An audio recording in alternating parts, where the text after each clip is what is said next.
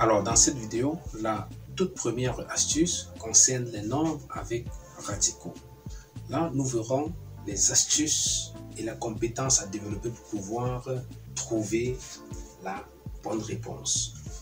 Nous avons trois nombres avec radical, c'est-à-dire avec racine carrée. Plus à droite, vous avez les éléments de réponse. Il doit donc falloir que vous puissiez attribuer à chaque nombre la réponse qui convient exactement. Et cela ne doit pas se faire à tâtons.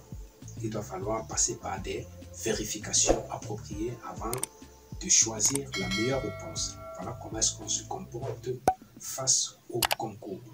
Parce que si vous voulez choisir à tâtons, vous avez la probabilité de rater au moins à 90%.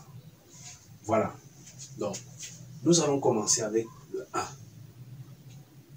Et il faut connaître, comme ce sont des racines, il faut connaître des propriétés concernant les racines. Donc, prenons le 1. 1 égale à racine de 10 à la puissance 7.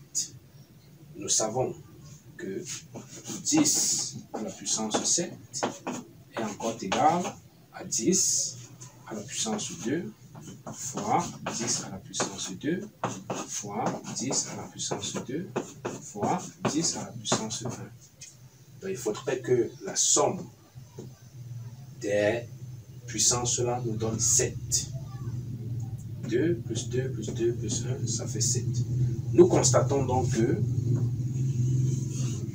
nous avons ici 3 fois 10 élevé au carré. Donc, cela fait 10 à la puissance 3, le tout élevé au carré. Vous voyez?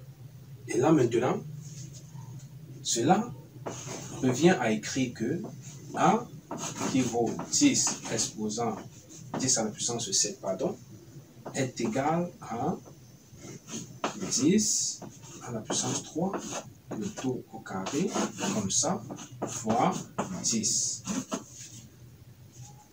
D'après les propriétés des racines, on sait que si nous avons racine de A, de grand A au carré, cela me donne grand A. Donc, grand A ici représente 10 à la puissance 3. Ce qui veut dire que on va faire sortir de la racine 10 à la puissance 3. On aura donc 10 à la puissance 3 fois racine de 10. Tout simplement. Et là, lorsqu'on regarde dans les éléments de réponse, on se rend compte que voici donc la bonne réponse concernant le 1. Donc pour le 1, nous avons donc ceci. Voilà. Si nous prenons maintenant le B, je vais scinder là. Je prends le B. B égale à racine de 125. Donc, 125, il faut donc décomposer. On va décomposer 125. Sinon, 125, on divise par combien? On divise par 5. On aura ici 25. On divise encore par 5. On aura ici 5. On divise par 5. On aura ici 1. Et là, 1. Voilà, nous avons décomposé 125. On peut donc écrire que 125 équivalent à 5 au carré fois 5. Puis fois 1. 5 fois 1, c'est 5. Alors, comme nous avons ici 5 à la puissance 2, dans la racine, 5 va carrément sortir. Donc, on peut écrire que P égale à 5 au carré fois 5. Ce qui équivaut donc à 5 fois racine de 5. Si on regarde maintenant également dans les éléments de réponse, on se rend donc compte que voici la bonne réponse que l'on doit associer à B. Vous voyez? Voilà Nous avons terminé avec A et B. Prenons maintenant le cas C. Pour le cas C, C égale à 1,21.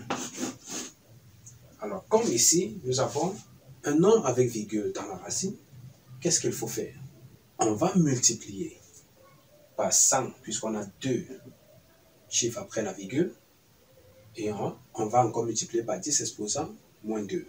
Donc, ceci égale à racine de 1,21 fois 100, c'est-à-dire 10 exposant 2, fois 10 exposant encore moins 2.